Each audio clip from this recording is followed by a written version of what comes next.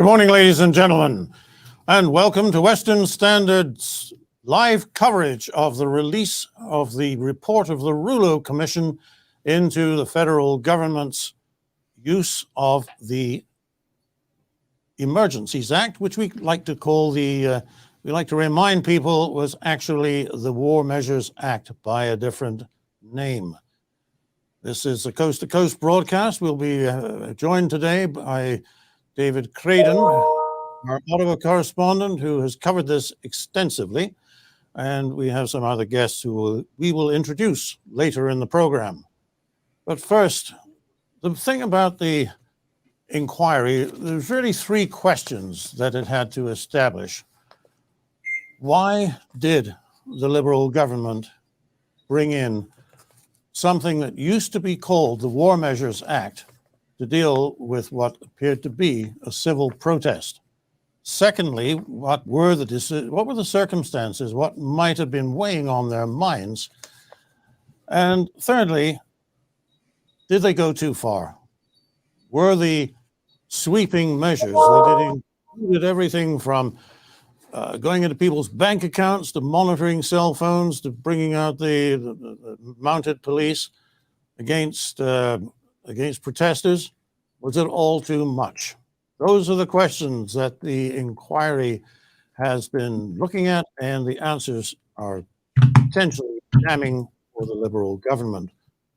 I'm going to go now to David Krayden. As I introduced him before, he is our Ottawa correspondent. He has been following this process with enormous interest and great skill and dedication. David, what do you expect the Commission to say? Up until yesterday, I think I was assuming that the Commission was going to basically tell us all that Justin Trudeau had no choice, that he did the right thing. I'm having very large second thoughts about this because of the retirement yesterday of RCMP Commissioner Brenda Lucki. And she seems to me, despite all of her own shortcomings, which are many, she seems to me to be the ideal choice for the Trudeau government to throw under the bus. And as I pointed out recently, the Trudeau government loves to throw prominent female members of the government under the bus, and they're the first to go, despite Mr. Trudeau's so-called dedication to proto-feminism. But I think now we might at least be looking for some kind of reprimand from Justice Paul Rouleau. And I think that reprimand is going to focus on the RCMP commissioner, who clearly did not do her job in briefing the Prime Minister of other options. The Emergencies Act invocation was presented essentially as the only valid option he had to deal with an imaginary crisis. And once again, the fact that it was the RCMP commissioner, along with the Ottawa police, along with the OPP, that made this protest, that made this Freedom Convoy demonstration into something it wasn't, like it was an active war, like they were trying an insurrection, that they wanted to bring down the government, that it was a crisis, it was an occupation. All of these words were used. And I think Rouleau is probably going to displace the responsibility of the Prime Minister to know what is going on, and he should know what's going on, but often doesn't, and place that on his advisors, principally the RCMP Commissioner, Brenda Lucki, who is not so lucky in this case. Yes. So let's just say that, let's just play with that idea. This was truly a national emergency. Clearly, the occupation of the downtown core of Ottawa by a large group of people with trucks parked there was an inconvenience to people who lived around there. Many of them have been quick to point that out. But it never could have been on its own represented as a threat to national security. Remember, this act, which we now call the Emergencies Act, was called the War Measures Act. And it's essentially the same piece of legislation. I think, David, you'll comment on that in a moment. But let's just look at what happened on the borders. For a while there, the Ambassador Bridge was under siege, and there was a situation down in Coutts, Alberta, at a border crossing where nothing was moving. Maybe those things are an emergency which would justify the federal government securing its borders. What do you say? I certainly think there was much more of an emergency at the border, whether it was in Ontario or Alberta. I dispute a lot of the police allegations that it was the convoy people who had the arms. But the real issue here is that the border problem was cleaned up fully one day before Trudeau invoked the War Measures Act, the Emergencies Act. And so there was no crisis at the border when he invoked the act. It was a day after. So clearly this was aimed entirely at a bunch of blue collar truckers who had their trucks parked on Wellington Street and were having a great time. And the majority of people who were there with them, including many residents of Ottawa who weren't bureaucrats, were having a heck of a good time as well. I was there every day, freezing my hands off, interviewing people, but I couldn't believe how diverse a group this was. They weren't all a bunch of old white men. There was a lot of Indigenous people, a lot of Black people, Black women, and of course it was an Indigenous woman who was mowed down by a horse. And to say that this was really making life difficult for people downtown is absolute nonsense. And there was absolutely no need to crush this with a draconian measure like the Emergencies Act. Right. So just as an aside, David, does the Emergencies Act, as it is today available to the federal government, differ very much from the War Measures Act that was there before? It differs in one primary aspect. And we really haven't discussed this much during this whole period. The War Measures Act was martial law, and it was strict martial law. And I recall experiencing that martial law as a 5-year-old in Uplands, Ontario. My father was stationed there, and we tried to get into the base as usual, and there were several armed MPs with submachine guns pointing in our window and telling us that the entire country was under martial law and there was a curfew all over the country. The Emergencies Act has tempered that kind of legislation, whereas it can be localized and it's not strictly martial law. You're under the control of the police on that scene. But there's good and bad about this, because although it's not as severe as the War Measures Act that was created about 1942, it is in some ways more dangerous because it can be more easily invoked by governments like that of Justin Trudeau, because they can say, well, it's not martial law. We're not forcing people to go in their homes and not leave. We're just making an authoritarian zone here in Ottawa, or it could have been in Coutts. Wasn't there because it was over by then. But essentially what Trudeau did was make downtown Ottawa into a police state for a brief period of time, where the police controlled everything, all the traffic going in and out of that city. And I think a lot of people were afraid of that presence much more than they were of truckers beeping their horns. Well, you said you were down there every day, and certainly I recall you writing that and some of the personal accounts that you gave, and everybody having a good time.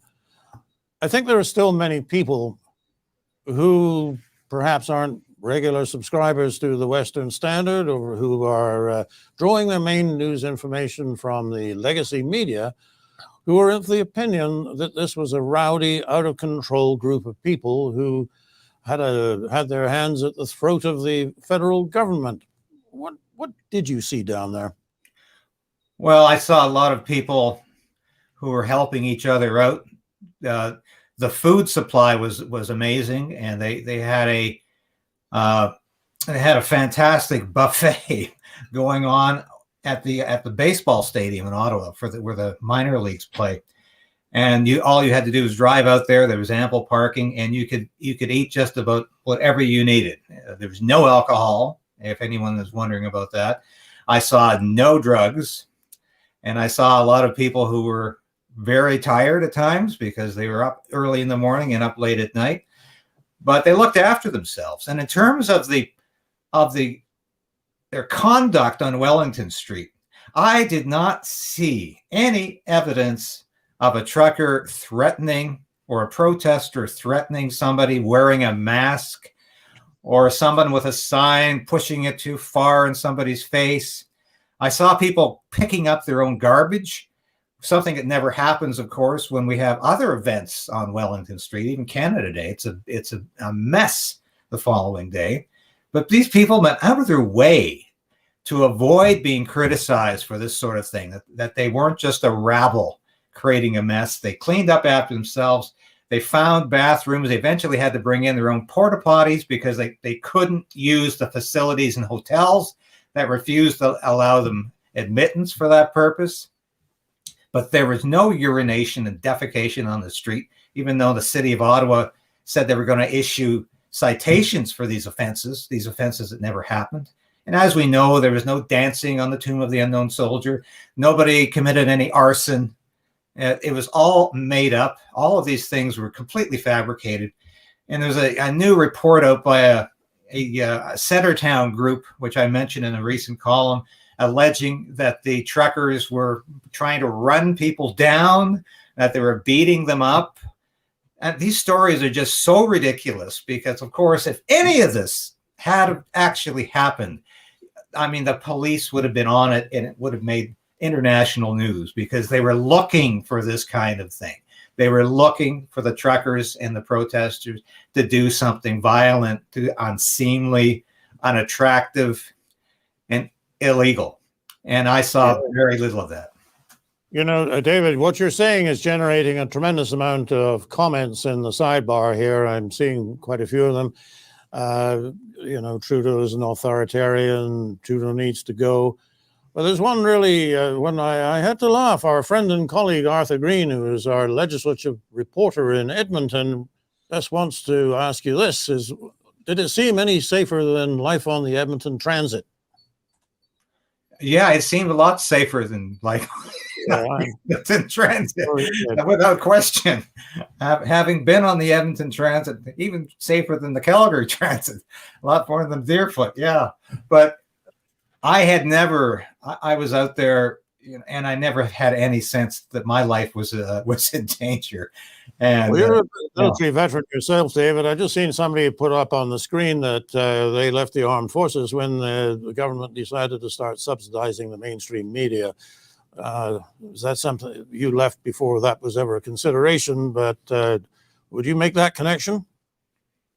I would certainly make that connection because when I was in as a public affairs officer, trying to communicate the messages of the military to the public, we always knew that there was a zone of neutrality between the military and the government, and that we were there not to sell the government of the day's policies, but to communicate what the Canadian Armed Forces, in my case, the Air Force largely, was doing and what those policies were. That line has become completely eradicated under Trudeau, as it has with the police, I believe. And so the police has become politicized, but even more dangerous to our democracy, as you point out, and as I think this member here, the journalist has become a propagandist increasingly in the Trudeau state. The journalist has been bought off, and media has been bought off by the Trudeau government. We used to just say it was a problem with state media, meaning CBC, but all of this legacy media has become state media to some degree. And if you want a democracy, as I always say, it's not just about having elections every 4 years. They had elections every 4 years in the Soviet Union, but they were shams. What they didn't have in the Soviet Union was a free press or free speech. That never existed. And we're increasingly going in that direction in Canada, where the journalists are bought off, the media outlets are bought off. And now with these censorship bills being pushed through by the Liberals, I'm very concerned about the future of Canadian democracy. Well, and you have every reason to be so, although I do think that we might need to have this discussion about the freedom of the press again soon, because I see the Globe and Mail, which is certainly not a publication that we have ever regarded as the last word on anything, has nevertheless this morning published documents released by CSIS indicating the depth to which the Chinese government was involved in our last election to try and get the result that they wanted. So I don't know whether that's going to cost them their subsidy, but the story is out there, and that was a piece of good journalism. And I have to say, I've seen some good stories out of CBC, despite what's going on. And when they do a good thing, I applaud them. I want to see them privatized, but when they're doing their job, they deserve credit and applause for that. Yep. No, that's going to be another subject of discussion. But first, before it can't be very long now before the release is coming down. But coming back to the issue of the police, you made the comment, and I agree with you, that Brenda Lucki is probably going to take the fall for this. But would it have been an issue if the Ottawa police had responded in a different way, and perhaps how should they have responded? Well, if the Ottawa police had come down in a very overhanded manner, in a very strong, forceful manner at the beginning of this, I'm not sure it would have solved the problem, because it would have looked like the Ottawa police were the problem and that they were causing a free protest, a democratic protest, to not be allowed to function. I think it would have turned out very differently, but I'm not sure it would have turned out very, very much better, because the Ottawa police, I think, exercised some restraint at the time of the old police chief. It was when they brought in this temporary police chief who was there until quite recently. He decided that he was going to come down like a third world dictator on everybody, and it just made matters that much worse, because the police were instantly seen as people you can't trust. And as somebody who was, as you know, in the military for most of my professional career, and I worked on the Hill, I worked within the establishment for basically all my life. And I was always a hawk in terms of foreign policy, but I was always a hawk in terms of the police. I thought the police are always going to do the right thing. And you would never have seen me out there carrying signs and placards shouting at the police. But I thought all three levels of police, provincial, municipal, and federal, the RCMP, were absolutely disgraceful in their conduct and their attitude. They viewed these people as just a bunch of rubbish to be swept underfoot. These were just riffraff. And this old woman, Métis woman, who I met at the inquiry and I spoke to, she's still almost afraid to go out on the street because she was mowed down by a police horse. And this is not fabrication. It's on video. 100 people photographed it. And she had an injury. She broke her collarbone as a result of this. And she was standing on a walker. That should tell any policeman with half a brain, and that's probably not the best person to run over your horse with. But these people acted with such violence that it was shocking to me. It really upset my traditional respect for police forces. I'm going to be a little contentious here just for the sake of it, David. Maybe the police, whether we're talking about the Ottawa City Police or the OPP or the RCMP, maybe they were put in maybe it wasn't really their fault, because they were put in an invidious position by what? By the government of Canada.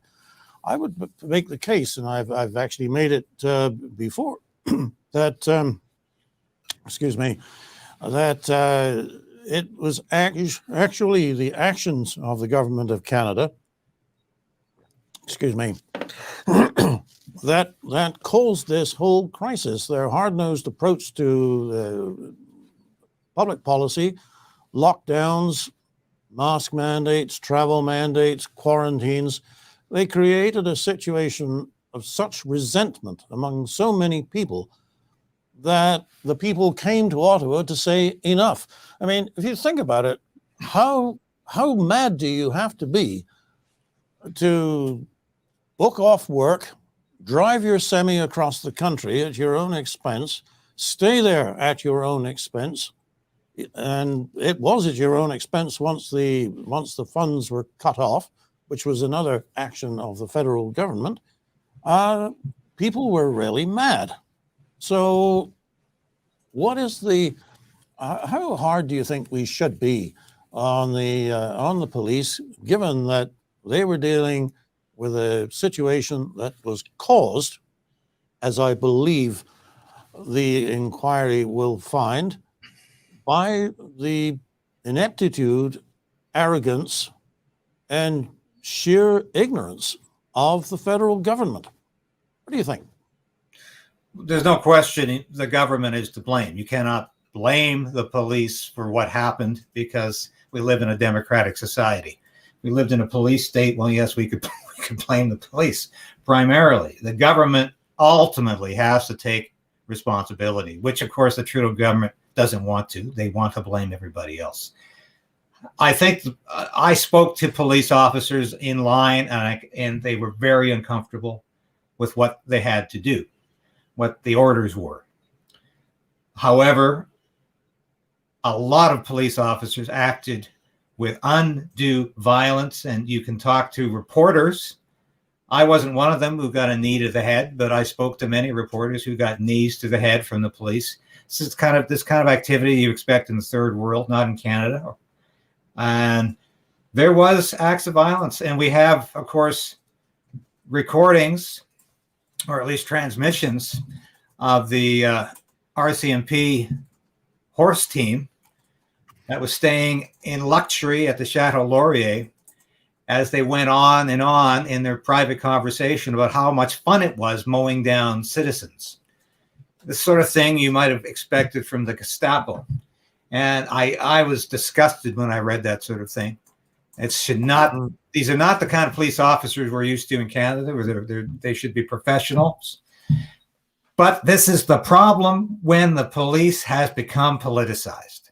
And that's the real danger here. And the police was already in the lap of Trudeau. And when I'm seeing a lot of comments on the side that the individual police officers, if they realized that they were being used in essentially a corrupt manner, they could have said no. They could have just said, well, I'm booking off sick. I'm not coming to work. I won't do this. Is that actually a realistic option for a serving police officer or a military officer? Not in many cases. No, I mean, everybody can't book off work. And this was an emergency situation where leaves were not necessarily feasible. So I've heard that argument from a lot of people. But it is true that if you feel you're crossing a line in your moral life, then you can quit, or you can take a leave of absence, or you can make a decision that is going to have negative consequences on your career. And of course, that option was always open to those who participated in atrocities in the Second World War.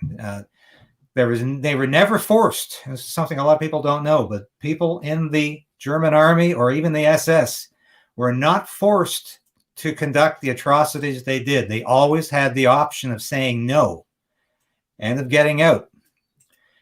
Now, the atrocities of that age, of course, David, I didn't realize that option never existed. But I think police officers, if they feel their personal morality or religious code is being violated, they should be able to say no. I think it's an unlawful order. Do you know of any who did? No, I'm not aware of any that did. I know of some. There was one police officer in Ottawa who donated, and she got into enough trouble for that. But I'm not aware of any police officer who refused to do his or her duty in this. Mm-hmm. I just seen one's comment on the screen that's validating what you're saying. You make the right choice and you do the consequences. That's a hard way to live, but you wonder what people will be thinking in 10 years' time. But we're going to know very soon now, I think, what Justice Rouleau thinks. Just a few minutes now before the report is actually released, and we'll be bringing in our Ottawa reporter, Matthew Horwood, for a briefing on what they've got there. Nico, do we have Matthew waiting online? Not yet. Okay, just a couple more minutes, then these things often run late. Always run late. Yeah. Yes. What I think where we're going to end up here is that, and I may be proved completely wrong in a few minutes, that the government will be chastised for using the act when it didn't need to, that it was all the fault of the police for misreading the situation and misinforming the government, and heads will roll eventually. Some have rolled already, and when the Prime Minister comes on a little later, he's not going to be terribly apologetic. What do you say to that, David? He's never apologetic unless he's apologizing for somebody else. He loves to apologize for things that happened 100 years ago and for the alleged mistreatment of this group or that group. But that's about all he ever is for an apologist. I do believe, though, one of the recommendations here is going to be that the act be somewhat watered down in order for it to be used more frequently. And I think this is, once again, a danger, because people are reluctant, and people were reluctant to use the War Measures Act. Pierre Trudeau used it. Was under incredible criticism for doing that by civil libertarians and the liberals within his own party, who thought he was being a traitor to everything he believed in. So really, it wasn't used after that. And it was the Brian Mulroney government that decided, well, we need something, but let's make it a little less onerous. Proved to be an action just as onerous is in reality as the War Measures Act was, in terms of people suffering. And this whole idea of the government shutting down and freezing bank accounts simply because you donate to a cause that he doesn't like, that was perhaps the most outrageous element of this whole story. But I do think they're going to try to make it easier to implement in the future by perhaps doing a bit of shaving here and there. And that's not, once again, necessarily a good thing. We do not need to resort to this kind of police action every time the government doesn't like the protest in front of them. Because next time it could be the protest that you don't like. Well, that's right. You're in the saddle today. You're under the horse's hooves tomorrow. David, we're joined now by Matthew Horwood, who is going to brief us on what the report actually said. Good morning, Matthew, or good afternoon, I guess, for you. Yeah, good afternoon. Good to be here. Okay, so Matthew, what did they say? So they said that it was justified. Cabinet did meet the threshold for invoking the act. However, Justice Rouleau said he came to the conclusion reluctantly, and he blamed a failure in federalism and of the policing for the situation that descended into lawlessness, he said, and culminated in this national emergency. He went over in very much detail in the 150-page summary that I read skimmed over, and he laid out very in-depthly that every justification was met in order to invoke the act. Well, we were how wrong we were. We were speculating a few minutes ago that he would not find that. So, for example, we were speaking earlier, Matthew, about the situation on the border in Alberta, Coots, which was resolved before the order was brought in. It showed that regular policing could deal with the situation. How did he deal with that? Yeah, well, he did mention that these border crossings were cleared, but they also talked about how that they could happen again at any moment, and that the border crossing in Windsor, while it had been cleared without the use of the Emergencies Act, it would have only taken a couple of more vehicles to show up. And it also talked about how the situation was escalating. There were concerns that protests could turn violent, that more of these could be popping up, and the federal government felt they had no choice but to invoke this in order to deal with it. But there seemed to be no hesitation on Rouleau's part that the federal government made the right choice. And he detailed that all in quite a bit of detail, and we'll have it on the website pretty soon, going more in depth to it. But yeah, in a nutshell, there was seemed to be no doubt in his mind. And I know it's not the outcome that a lot of people, our readers especially, were looking for, but we're just going to have to see how this plays out in the coming weeks and what the response is. Matthew, did Justice Rouleau make any recommendations?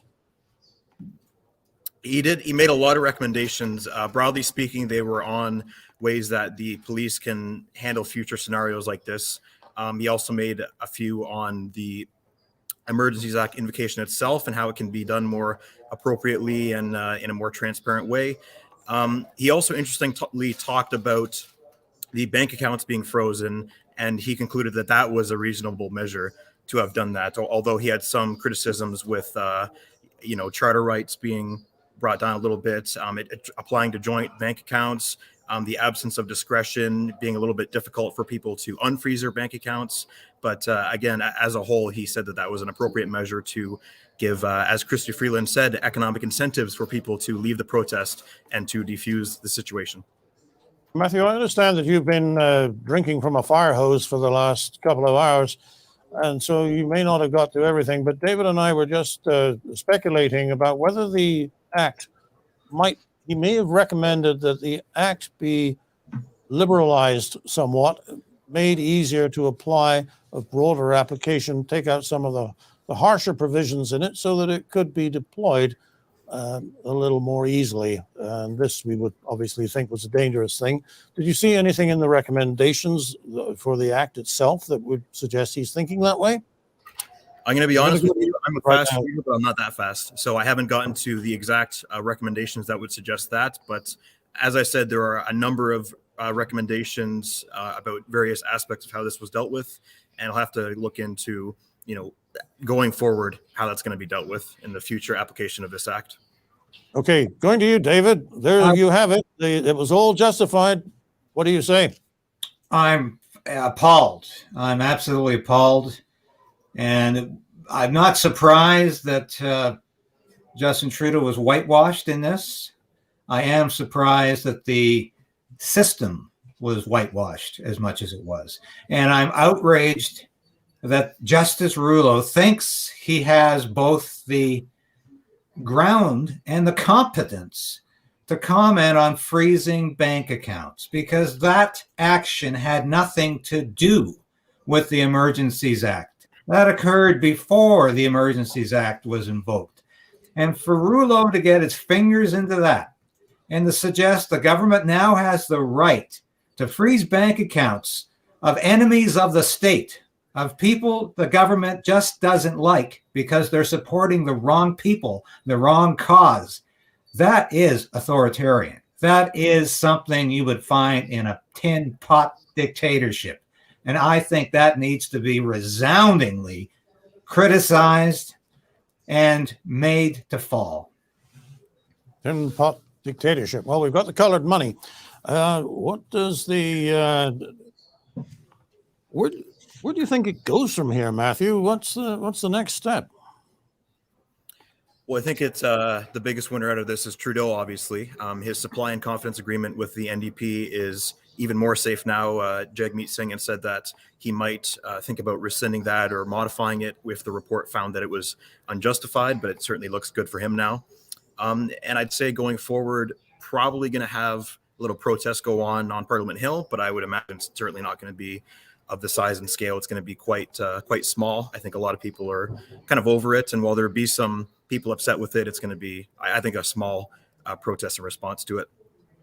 So do you think it would be overstating the case to say that as a consequence of Rouleau's report and the recommendations that it contains, the federal government has got a free ticket to rule as directly and as harshly whenever it perceives something that could be characterized as a national emergency? I'll go to you first, Matthew, and then to you, David. Is this a ticket to do whatever they like? Yeah, that's a good question, and I don't think I have the legal knowledge in order to give a succinct answer. I do think that the glass ceiling has obviously been broken for this act, and now that it's been used once, if we have a similar emergency, it could potentially be used again. But I want to push back. I don't think that the federal government is just going to invoke the act whenever it sees fit, because we did see that we have institutions in place to hold the government to account, and we had a very thorough commission and report being done to go over all the aspects of what went right, what went wrong, and what needs to be done in the future. So while I don't think that we're going to descend into some sort of dictatorship where we're constantly invoking this act in response to every little upset Canadian, I do think that if they do want to use this act again in the future, they've already done it, so they know how to pull it off, and they would potentially be more likely to do it again. I see. David, what do you say? Well, this is the best possible news for people who want an authoritarian government running Canada, because this gives them not just the opportunity, but carte blanche to do this as many times as they want to, so long as they can find the justification. And of course, as we know, with authoritarian governments, they can always find that justification if they need to. And apparently we have judges in this country who will back them up. This really is a sham. The whole thing has been a complete sham. But I think in the short term, anyway, this is going to help Justin Trudeau. He needed to bury this Emergencies Act inquiry as fast as possible because it has continued to simmer for the last year. And that 6 months when he was on display with his cabinet ministers did not look very good every day. I think it was a very bad moment for this government. But as I've said recently, Trudeau has moved on. He is putting all of his eggs in the healthcare basket right now, and he is going to be presenting himself as the savior of healthcare. That phenomena, that institution that Canadians apparently believe is the most important thing in their life, even when it's completely dysfunctional, even when no amount of money is going to make it work properly, and even when we're continuing to wait 28 days for heart surgery, and 226,000 Canadians go to the States every year for operations because they can't get them here in enough time before they die. So Trudeau is going to be the savior of healthcare, the guy who did everything else right, if you don't have a memory that goes back more than 3 weeks. And that's how he's going to attempt to win the next election, which I still believe could occur this year. Well, there's something to bet on. I got one last area to throw at both of you. I'm sure that the people who objected to the presence of the convoy in Ottawa, and they have many people who agree with them across the country. It's not 100% pro-trucker, even though the Western Standard is absolutely committed to the cause of freedom. Nevertheless, there are many people who will read this and feel that their views have been validated. But right here in Alberta, my suspicion is that that's not going to be the consensus. So do you think that there is any kind of an advantage that falls to the government of Danielle Smith by having this relatively unappetizing, unapologetic defense of federal authority and how it can be used against ordinary people who just disagree with federal policy. I think she's going to profit from that. David? I think you hit the nail on the head, and I wasn't even thinking provincially until you said that. But this is a gift from Justin Trudeau and the Liberals to Danielle Smith. And it's the stake in the heart to the Alberta NDP, because they just love those Trudeau Liberals so much. And that really drives people in Alberta crazy. And I can tell you that Danielle Smith is going to be out there saying, you need a strong Alberta. You need a strong premier like me in Alberta. You need the Alberta Sovereignty Act, because look what happened in Ottawa.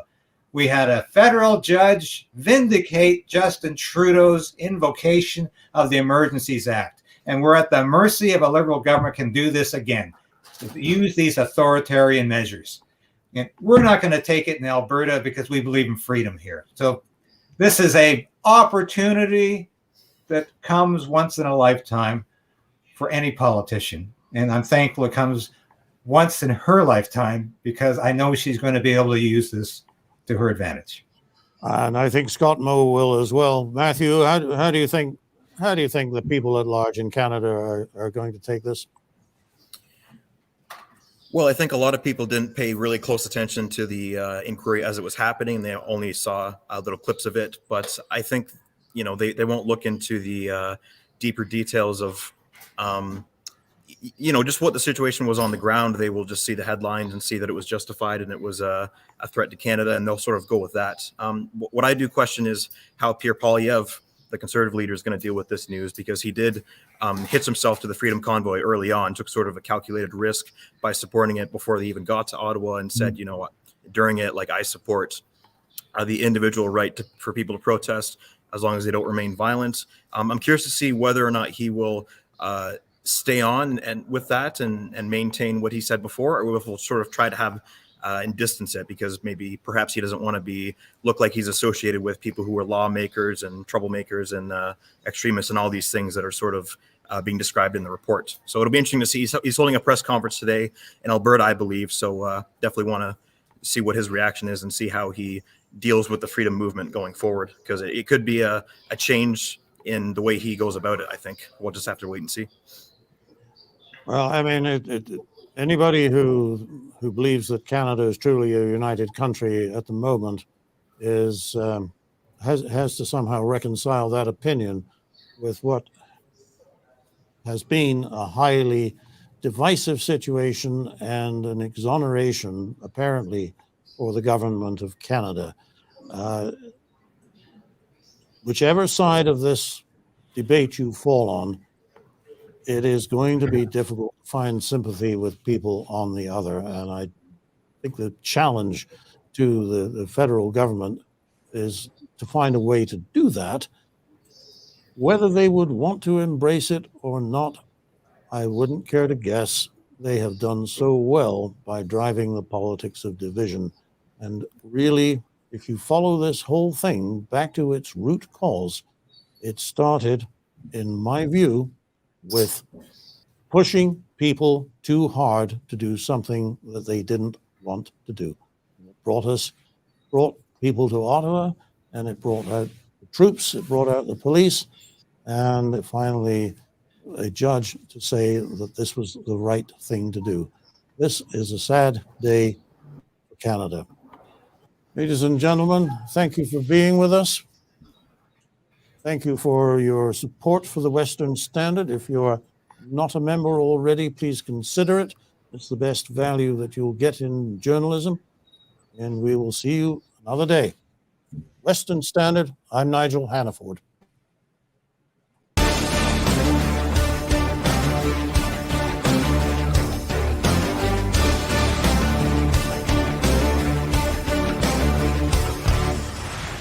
Canadian Shooting Sports Association. Without the CSSA, our gun rights would have been taken long ago. These guys are on the front lines helping to draft smart and intelligent firearms regulations and legislation in Canada. and more importantly, educating the public about how we keep guns out of the hands of the wrong people. To become a member, it's absolutely worth every penny.